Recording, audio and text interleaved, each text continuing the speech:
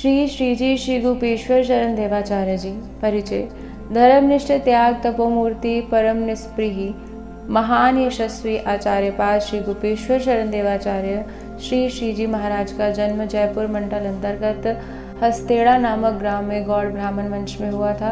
आप श्री निम्बार्काचार्य पीठ परंपरा में श्री हंस भगवान से 45वीं पीढ़ी में विद्यमान थे। आप श्री विक्रम संवत 1900 से लेकर विक्रम संवत 1928 तक आचार्य पीठासीन रहे। आपने अपने धर्म पर आए हुए विपरीत वातावरण को देखकर जयपुर की लाखों रुपयों की संपत्ति का तृणवत परित्याग कर दिया था। आपके समय जयपुर के राज्य सिंहासन पर महाराज सवाई श्री राम सिंह जी आसीन थे। कुछ समय तक दोनों और सभी मर्यादाओं का पूर्ववत पालन होता रहा। दैवयोग से बक्सीराम नामक एक व्यास श्री श्रीजी महाराज के अधिकारी श्री साधु राम जी का चरवादार महाराज श्री राम सिंह जी की सेवा में रख दिया गया। उसके द्वारा कुछ अवैष्णव तांत्रिकों ने अपने जादू से महाराजा राम सिंह जी को प्रभावित करना प्रारंभ किया। थोड़े ही समय में नरेंद्र की भावना बदली और वे शैव मत के कट्टर पक्षपाती बन गए। परस्पर प्रश्नोत्तर और वाद विवाद बढ़ने लगा। विक्रम संवत 1911 के लगभग जयपुर शहर में जिधर देखें उधर यही चर्चा सुनाई देती थी।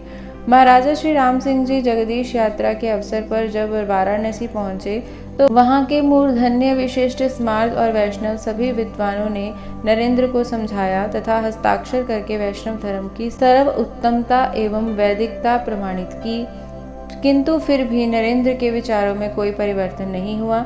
10-12 वर्षों तक उनका हठ उत्तरोत्तर बढ़ता ही गया। जयपुर की अधिकतर धार्मिक जनता, बहुत से राजपुरुष और समूचा रणवास नरेंद्र के दुराग्रह से खिन्न थी। वैष्णवाचार्यों एवं महंतों ने एकत्र होकर अपने कर्तव्य का विचार विमर्श पूर्वक निश्चय किया। यदि नरेंद्र दुराग्रह पूर्वक वैष्णव धर्म की अवहेलना करना नहीं छोड़ता तो सबसे अच्छा उपाय यही होगा कि इस नीति के अनुसार सभी वैष्णव जयपुर का त्याग कर दें। महाराजा श्री राम सिंह जी श्रीजी मंदिर में नित्य दर्शनों के लिए आया करते थे। दर्शन नमनादि के अनंतर वे आचार्य श्री की सन्निधि में बैठकर वार्तालाप भी किया करते थे। एक दिन स्वयं प्रसंग चलाकर आचार्य श्री ने प्रार्थना की, आप भस्म और रुद्राक्ष धारण ना करें तो कोई बात नहीं, केवल हमारा आपसे यही अनुरोध है कि जब आपकी सेवा में रुद्राक्ष आदि भेजे जाएं तब उन्हें आप अपने कर कमलों में ले लें और अपने यहाँ रखा लें, जिससे हमारा राजहट कृतार्थ हो जाए। चाहे श्री अंग में धारण ना करावें, केवल स्पर्श ही कर लें, बस इतनी ही प्रार्थना है। आचार्य श्री ने नरेंद्र को समझाते हुए कहा, राजन, रुद्राक्ष और भस्म कोई ऐसी अमेध्य वस्तु नहीं है जिसका हम स्पर्श भी नहीं कर सकते हो। वस्तुतः भूत भावन भगवान शंकर की आराधना में वह भी परम उपयोगी पुनीत ही है। जिस जिस देव की आराधना में जिन जिन वस्तुओं के उपयोग करने का शास्त्र में विधान मिलता है, उन वस्तुओं का उन्हीं देवों की आराधना में उपयोग करना उचित है। रूपांतर से इस विषय को ऐसे समझना चाहिए जैसे दूध और नमक दोनों वस्तुएं परम उपयोगी हैं और मेध्य वस्तु हैं, किंतु इन दोनों का मिश्रण करके उपयोग में ले लिया जाए तो वह मिथ्या आहार विहार की गणना में आ जाता है और उसका परिणाम विपरीत हो जाता है, यहाँ तक कि भयंकर व्याधि तक का स्वरूप बन जाता है। मिथ्या आहार विहार के परिणामों की आयुर्वेद से जानकारी कर लेनी चाहिए। भगवान श्री विष्णु श्री रामकृष्ण की आराधना में तुलसी ही का उपयोग होता है, रुद्राक्ष का उपयोग नहीं होता। अतः आपको अपने राजहट के इतने दुराग्रह पर आरूढ़ नहीं रहना चाहिए। आपका यह राजहट अनुचित है, किंतु हमारा धर्म हठ शास्त्र सम्मत होने पर उचित है। यदि हम उससे विचलित होकर आपके दुराग्रह की रक्षा करें तो शास्त्र विरुद्ध होगा। साथ ही समस्त वैष्णव समाज ने आज हमें कर्णधार के रूप में मान रखा है और हम उनसे वचनबद्ध हो रहे हैं। ऐसी स्थिति में हम कर्तव्य पालन ना करेंगे तो चारों ओर से ही अपकीर्ति सुनाई देगी। अमुक संप्रदाचार्य ने आजीविका के प्रलोभन में धर्म विमुख होकर समाज को धोखा दिया। आपका राजहट यदि पूर्ण नहीं होता तो आपकी अपकीर्ति ना होकर चारों ओर सुयश बढ़ जाएगा। जयपुर नरेश महान धार्मिक हैं, जिन्होंने हट छोड़कर वैष्णव धर्म की महत्ता को समझा।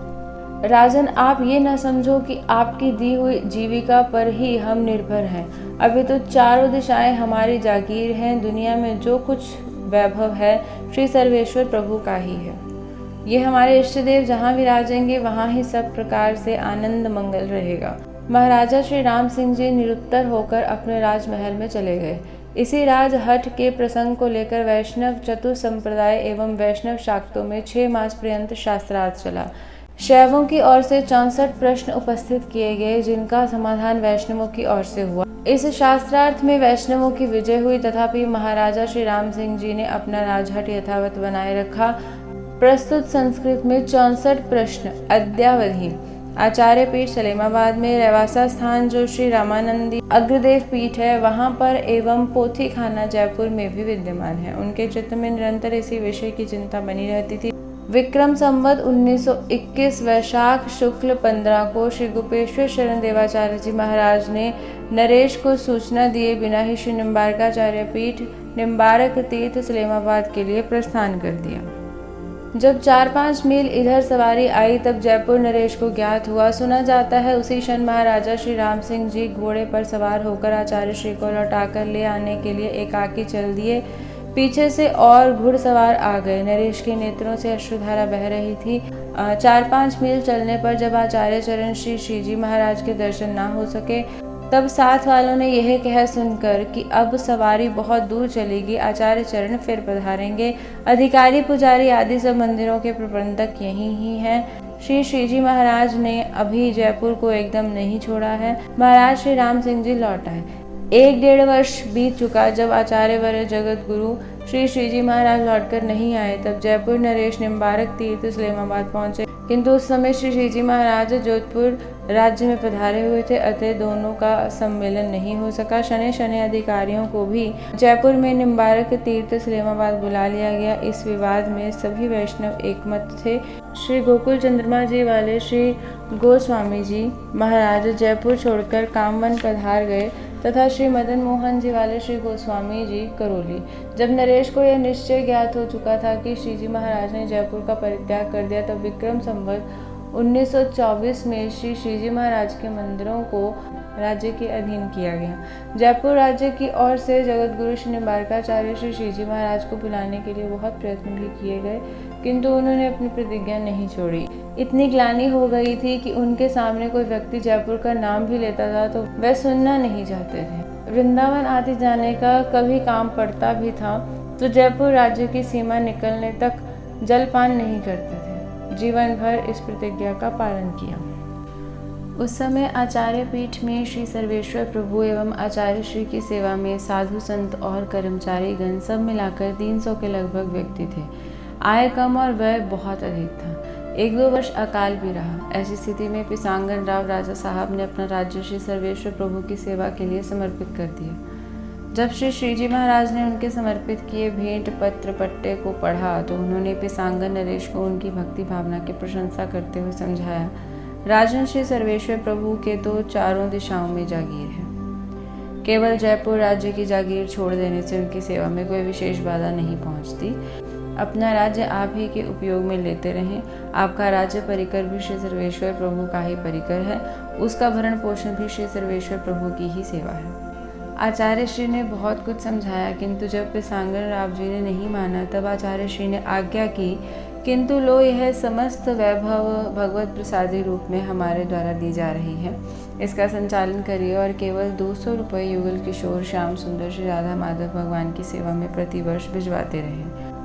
पिसांगन राव जी ने गुरुर आज्ञा गृह सी मानकर आचार्य श्री की आज्ञा शिरोधारे और जनतंत्र राज्य होने तक उसका पूर्ण पालन किया। पिसांगन नरेश की ओर से श्री सर्वेश्वर प्रभु की जो सेवा हुई है वह आदर्श एवं अनुकरणीय है। इस कुल के नरेशों की भांति राज महिलाओं की भक्ति भावना का भी उच्च आदर्श रहा है।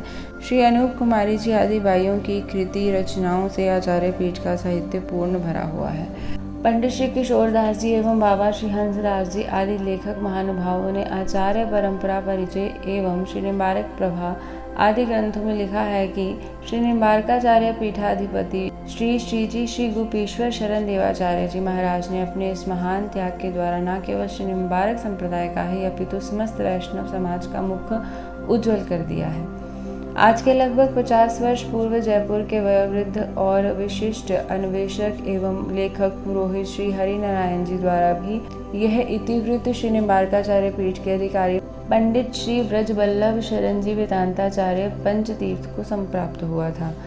यह प्रसिद्ध है कि आपके साथ हाथी, घोड़े, रथ, पालके और ऊंट आदि सवारियां और श्री सर्वेश्वर प्रभु के दुग्ध अभिषेक वाली सुरभि गौ ये सब संग चलते थे, किंतु आप इन सबको श्री सर्वेश्वर प्रभु का वैभव समझकर श्री सर्वेश्वर जी को गले में धारण करके और हाथी पर भगवान श्री राधा कृष्ण की वांगमयी मूर्ति श्रीमद् भागवत को विराजमान करके पुष्कर आदि राजस्थान के पुनीत तीर्थ स्थलों में स्वयं पैदल यात्रा करते थे। श्री आचार्य चरणों के तपोमय इस आदर्श से संपूर्ण राजस्थान के भक्तजन अत्यंत श्रद्धा भाजन बने हुए थे। वास्तव में महाराज मनु द्वारा निर्धारित आचार्य के लक्षणों का प्रत्यक्ष दर्शन होता है।